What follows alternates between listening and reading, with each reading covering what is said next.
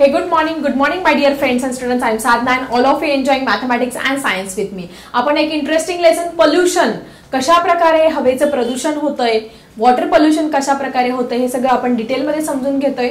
आता आपण air pollution समजून घेत असताना कॅन यू रिकॉल मध्ये तुम्हाला दिलेले आहे काही क्वेश्चन्स. तर फर्स्ट क्वेश्चन काय आहे, what is importance of ozone layer. आता ओझोन विषय सगळ्यांनी डिटेल मध्ये अगदी 5th स्टँडर्ड पासून ऐकलेलं असेल की ओझोन अम्ब्रेला, ओझोन लेअर.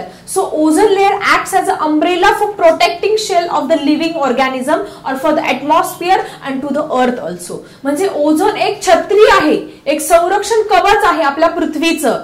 कशा पद्धतीने संरक्षण करत असते तुम्हाला सगळ्यांना माहिती आहे की सूर्यापासून अल्ट्रा व्हायोलेट रेज किंवा इन्फ्रारेड जे आहे ते बाहेर पडत असतात की जे खूप हार्मफुल असतात आपल्या बॉडीसाठी. डायरेक्टली जे युव्ही रेज आहे किंवा हे इन्फ्रारेड आहे ते डायरेक्टली जर पृथ्वीवरती आले तर पृथ्वीवरती जेवढे वनस्पती आहे, प्राणी आहे किंवा आपण आहोत याच्या स्किनवरती डायरेक्ट वाईट परिणाम होत असतो. We causing the skin cancer, different type of diseases. आपल्याला डोळ्यांविषयी खूप सारे आजार होऊ शकतात जर डोळ्यांमध्ये डायरेक्ट ते रेज गेले. आपल्या स्किनवरती त्याचा वाईट परिणाम होतो, स्किन कॅन्सर होत असतो. वनस्पतींवरती परिणाम होतो, प्राण्यांवरती परिणाम होत असतो. So that's why ozone layer acts as the umbrella for the protective shell for the earth. Okay, so this infrared or the UV rays in the solar radiation causes the harmful effect on all of this. That's why ozone layer is very important. It acts as a filter for the earth. आपल्या पृथ्वीसाठी एक filter म्हणून काम करत असतो हा ozone layer. जेव्हा हा वरती तुमचा सूर्य आहे आणि मध्ये तुमचा ओझोन लेअर आहे, मग या सूर्यापासून निघणारे युव्ही रेज फिल्टर होऊन, जसं गाळणीने आपण फिल्टर करत असतो तसं गाळून आपल्यापर्यंत येत असतात आणि त्याचा काही वाईट परिणाम फक्त लाईट आणि प्रकाश आपल्यापर्यंत येत असतो. युव्ही रेज डायरेक्टली तिथेच ब्लॉक होत असतात या ओझोन लेअरमुळे आणि आपल्या पृथ्वीचं काय होत असतं, संरक्षण होत असतो. So this is the importance of ozone layer. की ओझोन लेअरचं इम्पॉर्टन्स काय आहे तुम्ही लिहायचं आहे सगळ्यात महत्वाचं या प्रश्नाच्या उत्तरामध्ये. आता ह्या ओझोन लेअरचं डिप्लिटेशन होत असेल, there is a depletion of ozone layer. काही ठिकाणी, बऱ्याच ठिकाणी या ओझोनच्या थराला होल पडले आहे, मोठे मोठे भगदाड पडलेले आहे आणि त्याच्यामुळे त्या ठिकाणी युव्ही रेज डायरेक्ट पृथ्वीवरती येतात आणि त्याचे ऍडव्हर्स इफेक्ट सुद्धा तुम्हाला वेगवेगळ्या ठिकाणी बघायला मिळाले आहे. सो कशामुळे हे ओझोनचं डिप्लिटेशन होत आहे चला बघूया. So student, now we have to see what are the effects of air pollution on plants and animals. या ओझोनच्या डिप्लिटेशनमुळे काय वाईट परिणाम होतो ते आपल्याला छानपैकी समजून घ्यायचं आहे. Which are the reason for depletion of ozone layer. तर सगळ्यात पहिले तुम्हाला रिझन एक माहिती आहे, CFC, क्लोरोफ्लोरोकार्बन. आपण आपल्या घरामध्ये वेगवेगळ्या प्रकारचे रेफ्रिजरेटर यूज करत असतो, AC एअर कंडिशनर यूज करत असतो. आजकाल कॉमन सगळीकडे AC बघायला मिळतात, सगळीकडे रेफ्रिजरेटर्स बघायला मिळत असतात. पण रेफ्रिजरेटर मधून एक गॅस बाहेर, ज्यावेळेस आपण त्याचं डोर ओपन ठेवत असतो त्याच्यातून सगळेजण म्हणतो की अरे पटकन दरवाजा बंद कर, फ्रीजचा पटकन दरवाजा बंद कर.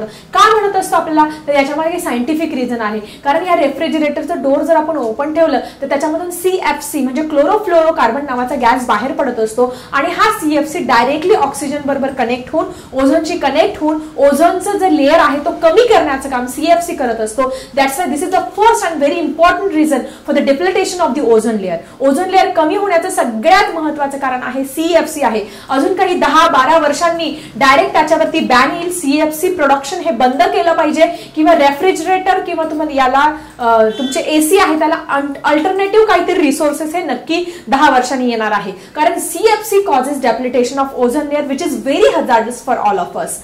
Okay, so we have to study the ozone which is present in the stratosphere. आपल्याला सगळ्यांना माहिती आहे. तुम्हाला जर कोणी प्रश्न विचारला की ओझोन कुठे आहे प्रेझेंट बाळांनो, तर it is present in the stratosphere. आपल्या ॲटमॉस्फिअरचे लेयर्स आहे, ट्रोफोस्फियर, स्ट्रॅटोस्फियर, आयोनोस्फियर, एक्झोस्फियर. याच्यामध्ये कुठल्या लेअर मध्ये तुमचा ओझोन आहे, it is present in the stratosphere which is at the height of 48 kilometre from the earth surface.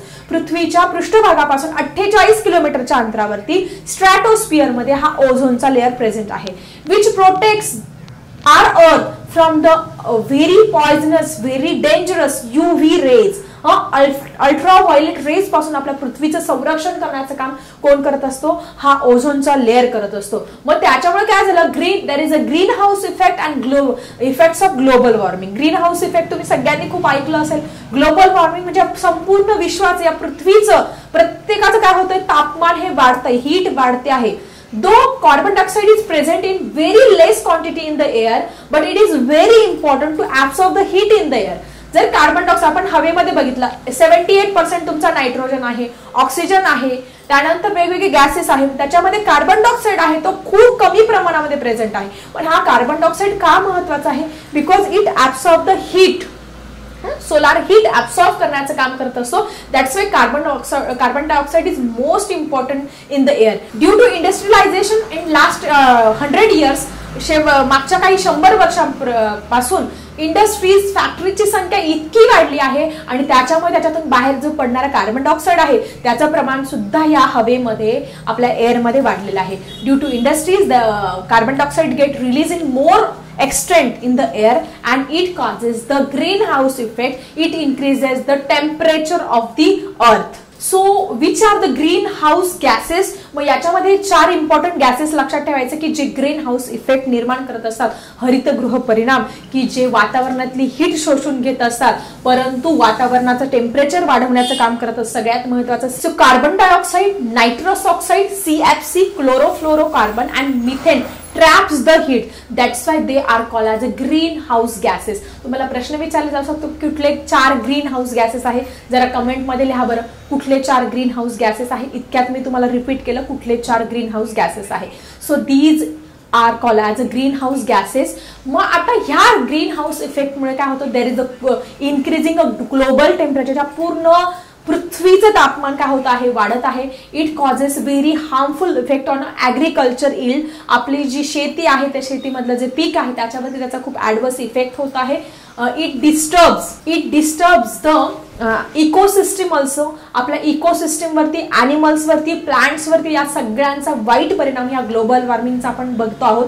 And most important the icebergs, the glaciers get melted due to the global warming. जे मोठे मोठे बर्फ आपण बघतो बर्फाळ प्रदेशामध्ये, south pole आणि north pole सगळीकडे बर्फाचे पर्वत आहेत सगळे. पण ह्या ग्लोबल वॉर्मिंगमुळे, वैश्विक तापमान वाढीमुळे हे जे बर्फ आहेत, ग्लॅशियर्स आहेत, ग्लॅशियर्स तुम्हाला सगळ्यांना माहिती मोठे मोठे हिमनग असतात. तुम्ही हिमनद्या बघितल्या असेल की ज्याच्यावरती बर्फाचे मोठे मोठे तुकडे, त्याच्या खाली सुद्धा ते असतात. हे ग्लॅशियर्स वितळत आहेत, आईसबर्ग्स वितळत आहे. And due to this there is the sea level is increasing, the water level in the sea is get increasing. पाण्याची पातळी वाढती आहे आणि त्याचा वाईट परिणाम आपल्याला हा पुढे फ्युचरमध्ये भोगावा लागणार आहे. So all these are the bad effects of all this green house gases and the increasing the extent of carbon dioxide in the air. अशा पद्धतीने याचे वाईट परिणाम आपल्याला हे भोगायला बघायला मिळत आहे. ओझोन लेअरच्या डिप्लिटेशनमुळे, ग्लोबल वॉर्मिंगमुळे हे सगळे परिणाम आपल्याला बघायला मिळतात. सो आपला एअर पोल्युशन हा टॉपिक जवळजवळ संपत आला आहे, पण त्याच्यामध्ये एक महत्त्वाचा टॉपिक राहिला आहे जो आहे acid rain, which is most important. तुम्ही सगळ्यांनी ताजमहल बघितलं असेल. पहिले हा जो ताजमहल आहे कोणी बांधला आहे? जरा कमेंटमध्ये लिहा की ताजमहल कोणी बांधला आहे. तर हा जो ताजमहल आहे तो सर्वात पहिले अगदी पांढरा शुभ्र संगमरवरी दगडाने बनलेला होता. परंतु आता हा जो ताजमहल आहे तो थोडासा पिवळ्या रंगाचा पडलेला आहे. Why? Because all of you know that Taj Mahal located in the Agra.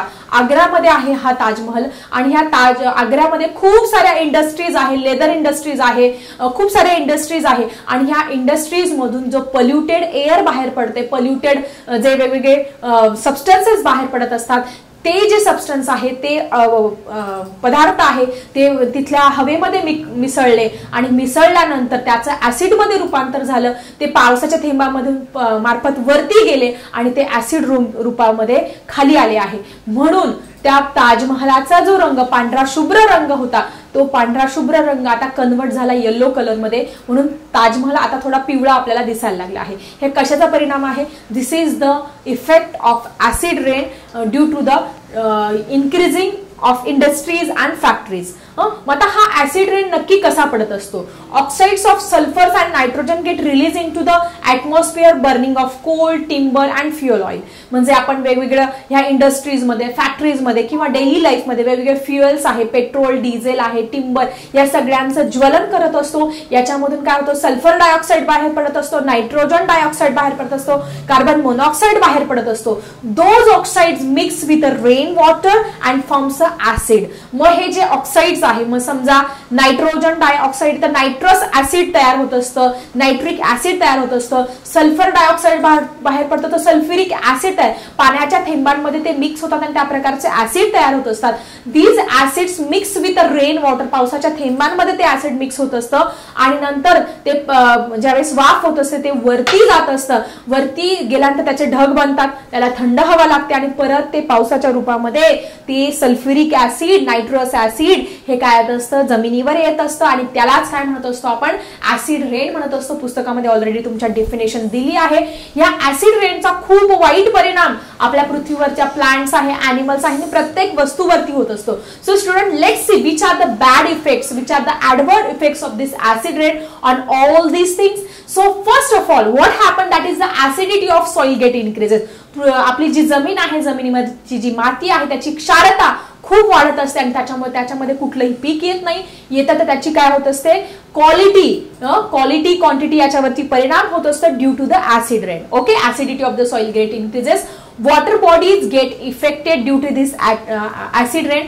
हा ऍसिड रेन तुमच्या नदीमध्ये पडला, समुद्रामध्ये पडला, विहिरीमध्ये पडला, कुठेही पडला, तुमच्या ज्या जलचर प्राणी आहेत त्यांच्यावरती त्याचा परिणाम होत असतो, ते डायरेक्ट त्यांचा मृत्यू होत असतो ह्या ऍसिड रेनमुळे. Means total ecosystem, plants and animals get affected due to this acid rain.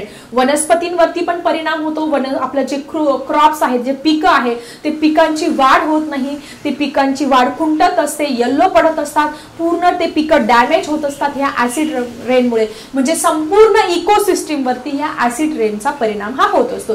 So what you have to write in the first, that is acidity of the soil increases, the water bodies get affected due to the acid rain, the plants, animal, whole ecosystem get affected due to the acid rain. So this is the first point, this is the effect of acid rain. Next point आहे, there is a erosion of buildings, worse than monuments, bridges, metal idols, wire, fences, हे सगळं affect होत असतं. कशामुळे, या acid रेनमुळे. तुम्ही बघितलं असेल की मोठे मोठे पुतळे आहेत, त्यानंतर वेगवेगळे आयडॉल्स आहे, पूल आहे, लोखंडी बांधलेले जे पूल आहेत, ऐतिहासिक वेगवेगळ्या वास्तू आहे, किंवा एखाद्या घराला किंवा कशाला तारेचे कुंपण बांधलेलं आहे, हिस्टॉरिकल मॉन्युमेंट्स आहे, या सगळ्यांवरती ज्यावेळेस ऍसिड पडतं ना, ते सगळे गंजत असतात, रस्टिंग होत असतं आणि त्याच्यामुळे काय होत असतं, त्या वस्तू खराब ह्या होत असतात due to this acid rain. Do you know, due to this acid rain the heavy metals like mercury and cadmium get enter in the plants through the food chain and indirectly they get enter in a body which causes very adverse effect in a body. म्हणजे जे acid rain पडला, ते जे पाणी आहे ते वनस्पतींनी शोषून घेतलं, प्लांट्सनी शोषून घेतलं, ती फूड चेनद्वारे ते अन्न आपण खाल्लं, वनस्पतींनी तयार केलेलं, आपण पालेभाज्या खाल्ल्या, आपण गहू खाल्ले, ज्वारी खाल्ले, बाजरी, हे फूड चेन थ्रू आपल्या आहारामध्ये सुद्धा आले आणि ते अप्रत्यक्षरित्या ज्या ऍसिड रेनमुळे जे मर्क्युरी आहे, कॅडमियम आहे, यांच्यासारखे पॉइझनस सबस्टन्स या फूड चेनद्वारे आपल्या अन्नामध्ये सुद्धा आले, आपल्या आहारामध्ये झाले आणि त्याचा परिणाम, अतिशय वाईट परिणाम आपल्या ह्या बॉडीवरती होत असतो. असं म्हणतात मर्क्युरी किंवा कॅडमियम आपल्या बॉडीमध्ये मेंदूपर्यंत जर गेला, आपल्या बॉडीमध्ये आला तर आपल्याला पॅरालिसिसचा झटका येऊ शकतो. आपल्या पूर्ण जी न्यूरो सिस्टीम आहे, आपली ज्या न्यूरॉन्स आहेत त्या न्यूरॉन्सवरती त्याचा वाईट परिणाम होतो. खूप सारे वाईट परिणाम ह्या ऍसिड रेनमुळे आपल्याला बघायला मिळतात. So student, next point is due to the acidification of water. What happened in the water bodies and pipes, leaching of metals and plastic material occurs in the water and it causes serious health problems which get arises due to this acid. म्हणजे कधी कधी काय होत असतं माहिती तुम्हाला, ह्या ज्या पाणी वाहून नेणाऱ्या ज्या जलवाहिन्या आहेत त्या जलवाहिन्यांमध्ये विशिष्ट धातूंचं या ऍसिड रेनमुळे किंवा या पोल्युशनमुळे विशिष्ट धातूंचं व प्लास्टिकचं काय होत असतं, त्या पिण्याच्या पाण्यामध्ये निक्षालन म्हणजे ते काय होत असतं, त्याच्यात डिपॉझिट होत असतं आणि मग ते पाणी आपण पित असतो आणि त्याच्यामुळे गंभीर आरोग्याच्या समस्या आपल्यामध्ये ह्या निर्माण होत असतात. कसा वाटला आजचा टॉपिक जरा कमेंटमध्ये लिहा. आवडला असेल तर व्हिडिओ नक्की लाईक करा, तुमच्या फ्रेंड सोबत शेअर करा. चला भेटूया अशाच इंटरेस्टिंग टॉपिकसह नेक्स्ट व्हिडिओमध्ये. आता मी थांबते. Bye everyone.